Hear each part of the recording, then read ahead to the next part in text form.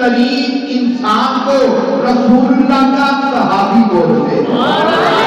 اور میرے دوستو یاد رکھیے گا، قیامت تک قاری قرآن بڑے ہوں گے، قیامت تک حافظ قرآن بڑے ہوں گے، قیامت تک حج بیت اللہ کرنے والے بڑے ہوں گے، قیامت تک غازی اسلام بڑے ہوں گے، قیامت تک مجاہدین اسلام بڑے ہوں گے، قیامت تک سخی بھی بنیں گے، قیامت تک نمازی بھی بنیں گے، قیامت تک حاجی بھی بنیں گے، قیامت تک عالم بھی بنیں گے، قیامت تک لوگ ہر طرح کی نیکی کرتے رہیں گے، لیکن دنیا کے اندر صرف ایک نیکی ایسی تھی، اب دوبارہ اس نیکی کا موقع کسی کو نہیں مل سکتا۔ وہ نیکی کیا تھی؟ وہ روح مصطفیٰ کو دیکھنا تھا، وہ چہرہ مصطفیٰ کو دیکھنا تھا۔ اور وہ نیکی بڑی اتنی ہے کہ قرآن کو اپنے سینے میں محفوظ کرنے والا وہ حافظ قرآن بن جاتا ہے، دین کی کتابوں کو پڑھنے والا